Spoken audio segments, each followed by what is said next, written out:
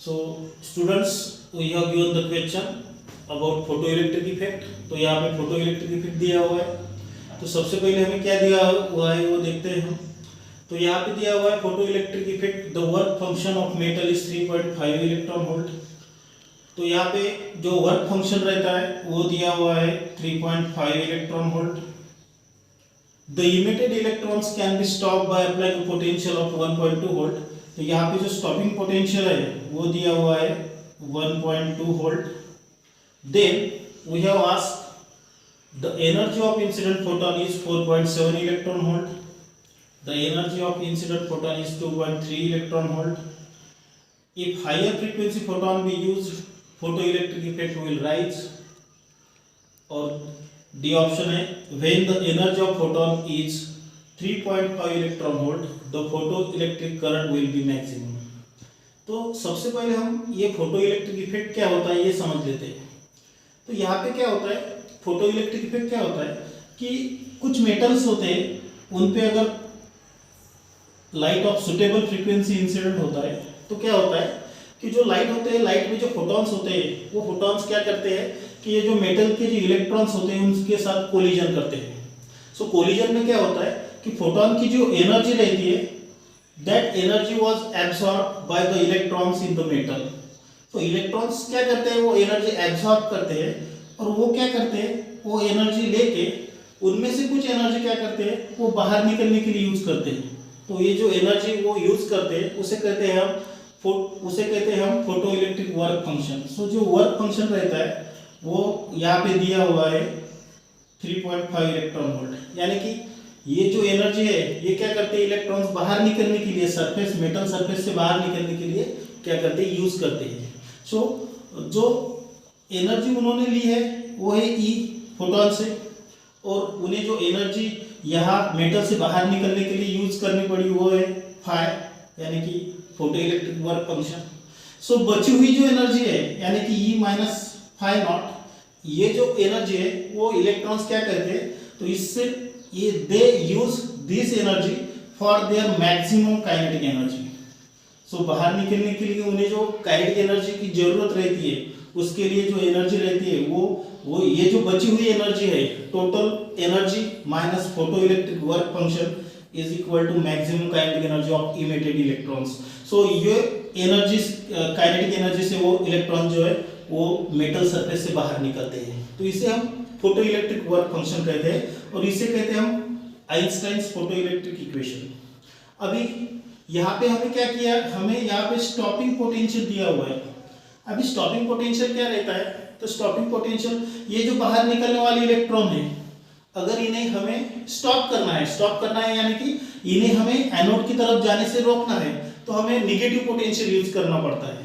तो वो जो नेगेटिव पोटेंशियल है वो हम जब यूज करते हैं तो ये जो इलेक्ट्रॉन्स है वो इलेक्ट्रॉन्स क्या होते हैं, वो रिपेल होते हैं उस नेगेटिव पोटेंशियल की वजह से।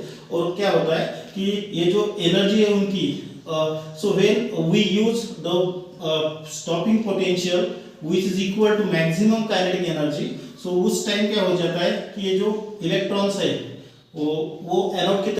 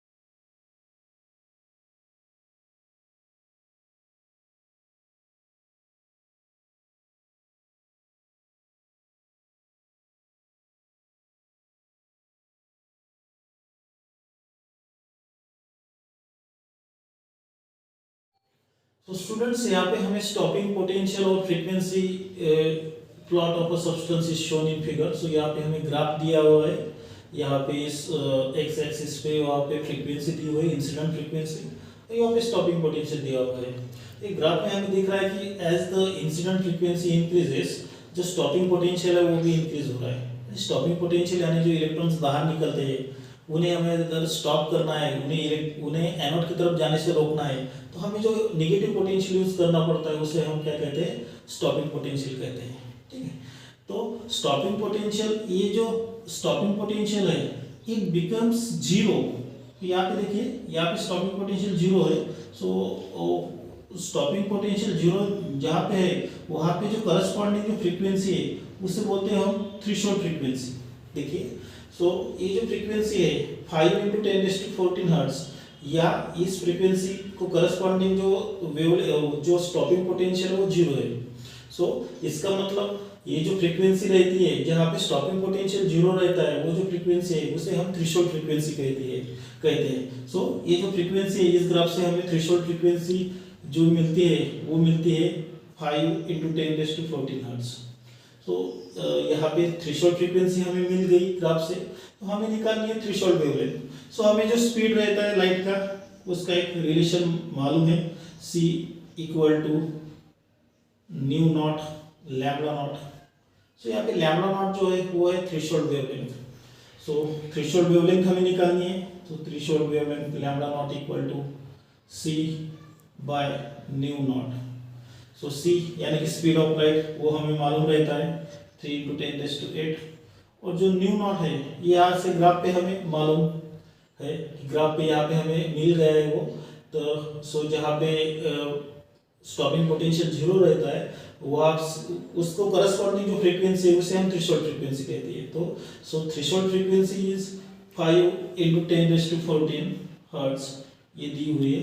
तो सादा सिंपल कैलकुलेशन है, ये अगर हम करते हैं तो वो मिलेगा हमें 0.6 × 10⁻⁻6 metre.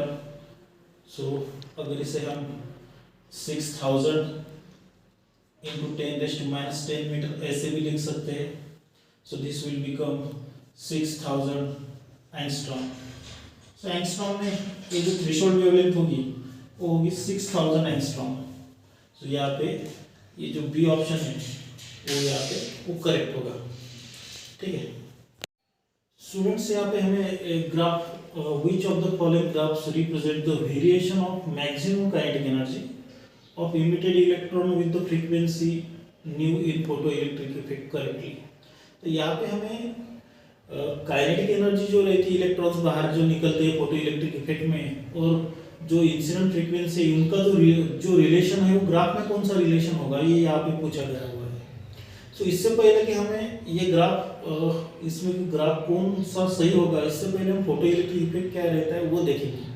So photo electric effect क्या रहता है, सो मेटल सरफेस पे सब मेटल सरफेस रहते हैं, तो कुछ मेटल सरफेस पे अगर सुटेबल फ्रीक्वेंसी का लाइट अगर इंसिडेंट होता है तो क्या होता है कि उस मेटल सरफेस से जो इलेक्ट्रॉन्स है वो ये जो फोटॉन्स रहते हैं लाइट में उनकी एनर्जी एब्सॉर्ब करके वो बाहर निकलते हैं, मेटल सरफेस से बाहर निकलते हैं, तो इसे हम कहते हैं photo electric effect. So photo electric effect में क्या होता है कि जो एनर्जी जो फोटॉन की एनर्जी रहती है वो इलेक्ट्रॉन से एब्सॉर्ब करते हैं, और एब्सॉर्ब करने के बाद में क्या कहते हैं, वो जो एनर्जी है फोटॉन्स की एनर्जी जो इलेक्ट्रॉन ने एब्सॉर्ब की है वो इलेक्ट्रॉन्स क्या करते हैं उसमें से कुछ एनर्जी बाहर निकलने के लिए सरफेस मेटल सरफेस से बाहर निकलने के लिए यूज करते हैं, तो वो जो एनर्जी है उसे कहते हैं हम फोटो इलेक्ट्रिक वर्क फंक्शन। तो हर मेटल की जो वैल्यू रहती है फिक्स वैल्यू रहती है, उसे कहते हैं photo electric work function. Metal surface से बाहर निकलने के लिए जो मिनिमम एनर्जी रहती है रिक्वायर्ड रहती है उसे कहते हैं हम फोटो इलेक्ट्रिक वर्क फंक्शन। और बची हुई जो एनर्जी रहती है यानी कि ये जो टोटल फोटॉन की एनर्जी है उसमें से कुछ एनर्जी बाहर निकलने के लिए खर्च हो गई, सो जो रिमेनिंग जो एनर्जी रहती है वो इलेक्ट्रॉन्स क्या करते हैं काइनेटिक एनर्जी जो रहती है उनकी काइनेटिक एनर्जी उसमें क्या करते हो काइनेटिक एनर्जी से बाहर निकलते हैं, मैक्सिमम काइनेटिक एनर्जी के साथ में बाहर निकलते हैं। सो यानी कि जो इंसिडेंट एनर्जी है that energy is used in two ways to remove the electron from the metal surface, so that energy is equal to that called as photo electric work function. और जो बची हुई एनर्जी है वो हमें electron जो बाहर निकलने वाले इलेक्ट्रॉन से उनकी काइनेटिक एनर्जी जो है उन in form of kinetic energy हमें मिलती है। ठीक है, सो ये जो एनर्जी रहती है इंसिडेंट एनर्जी, उसे हम इस तरह लिख सकते हैं एच न्यू। ये जो वर्क फंक्शन रहता है उसे हम एच न्यू नॉट यानी थ्रेशोल्ड फ्रीक्वेंसी इस तरह भी लिख सकते हैं। और ये kinetic energy, so kinetic energy of emitted electrons will become h nu minus h nu naught. So यहाँ पे हमने एच अगर कॉमन निकाल लिया सो ये होगा nu minus nu naught. So kinetic energy जो है ये क्या होगी, which is equal to h nu minus nu naught. So अगर हम समझ लो कि जो इंसिडेंट फ्रीक्वेंसी है वो न्यू नॉट इतनी है, अगर इंसिडेंट फ्रीक्वेंसी जो है वो न्यू नॉट इतनी अगर होगी so kinetic energy will become zero. So यहाँ पे हम देखते हैं कि न्यू, यहाँ पे अगर nu equal to nu naught अगर हम डाल देंगे सो ये जीरो हो जाएगा। So kinetic energy will become zero. So kinetic energy zero हो जाएगी।